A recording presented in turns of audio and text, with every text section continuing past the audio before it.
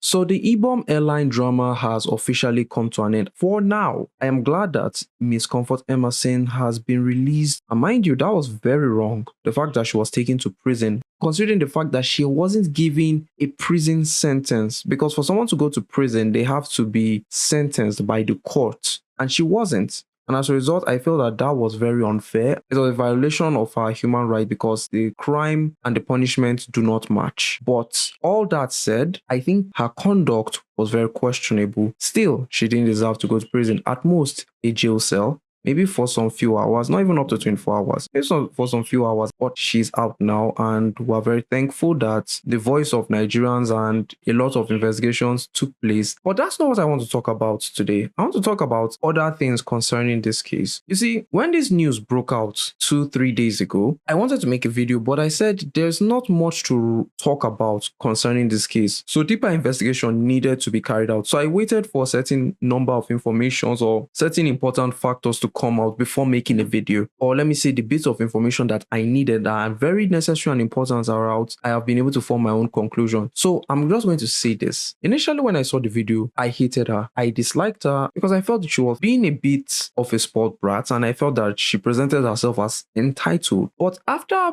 reading the report from an eyewitness, I think I hate her less. Don't get me wrong, I am very not in support of what she did. However, I think there is more to this thing that meets the eye. If there's anything to learn from this whole saga, this whole drama, is conduct is very important. You might think conduct isn't important, but truly is very important for us to conduct ourselves in ways, present us in the best light. Because so far, no matter where she goes, that video is always going to be there, and it's going to present her in the worst light because her worst excesses were on full display for us, and we're able to make judgments about someone we do not know or have never met before in our lives. But there are reasons for it. On board the plane, what started this altercation was a air hostess actually told her to switch off her phone, and I think she didn't. But this eyewitness testimony states that it wasn't one air hostess, it was two of them. So because there were two, it kind of now makes sense because they said one of them was a bit unruly. Now you see, the issue began the moment this air hostess spoke to her in a manner she didn't like, and as a result, got the attention of other cabin members, and because of that, she got a bit embarrassed. So let's look at this case a little bit closely. But at the same time, before this issue became what it was, everyone on that plane, or let me just say majority of the people on that plane, started this whole thing. If this eyewitness testimony is only anything to go by, we can understand that just by the way she was talked to and the fact that other people were also adding fuel to the fire kind of made the whole thing what it is. Like I said, conduct still matters, but the situation didn't need to get that far. The way she conducted herself was wrong. At the same time, I think this also brought to light the issues within these airlines, because we have other testimonies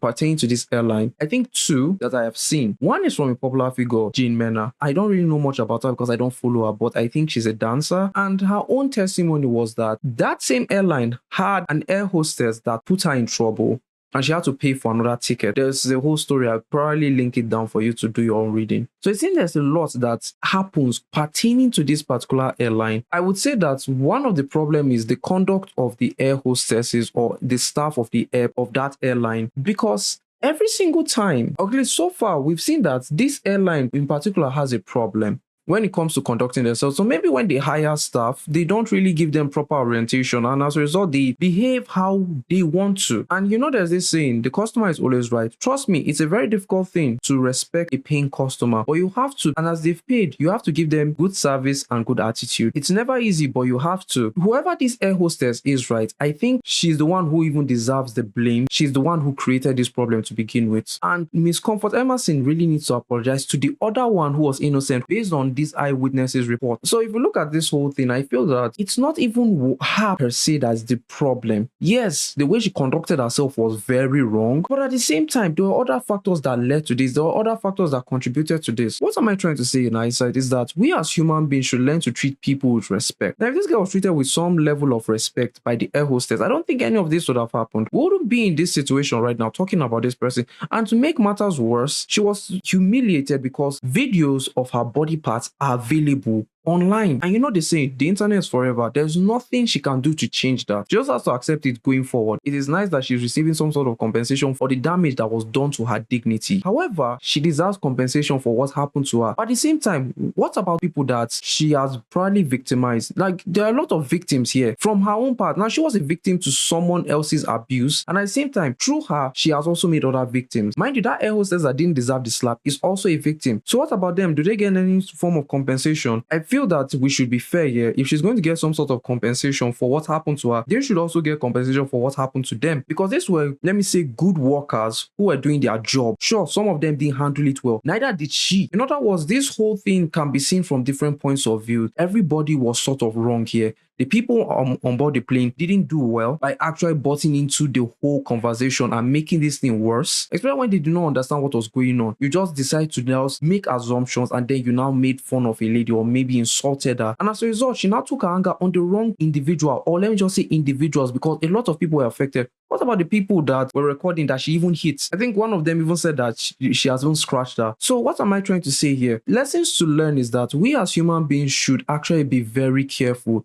In certain situations, you might think you have an idea of what's going on. Sometimes all you need to do is just observe and find out what's going on, or better still, ask if you're not sure. 1. 2, conduct yourself properly. Sometimes it's not easy to be the bigger person. It's never easy, but if you do, it will make life a lot better for people. Think about if she was the bigger person here and just accepted that, okay, this is what's just going to happen. Let me just accept it and then plead my case. Things may have worked differently. I'm not saying that she might have gotten the kind of justice she wants, but I don't think her nudity being online was something she planned for either. She's probably going to leverage this properly. At the same time, she's probably going to appeal to have every single bit of these tapes removed, even though, like I said, the internet is forever. It's still going to be there forever. Even if certain notable platforms clear it out, it will still exist in some sort of way or shape or form. There is a lesson to learn here. And I feel bad because there are hardworking Nigerians that will never experience the reward or the accolades that this girl is probably going to get from this. You might say it's maybe envy or jealousy, but that's not the case. 500,000 Nigerian naira. How many Nigerians can boast of that? And it almost seems like no publicity is bad publicity. It's a very dicey situation. Like I said, I'm glad that she has been freed. But this saga just brought out the worst in Nigeria rather than the best. And it didn't portray the country and its citizens in the best light, because this entire situation, I'm not really happy with how it has gone. How it's being handled is somewhat okay, but it's not perfect. And what transpired before was equally not perfect or good at all. I feel going forward, things need to change. And as citizens, we need to improve on ourselves. If you've watched this video to the end and you like this kind of content and want to see more of it, please consider subscribing, and I'll see you in the next video.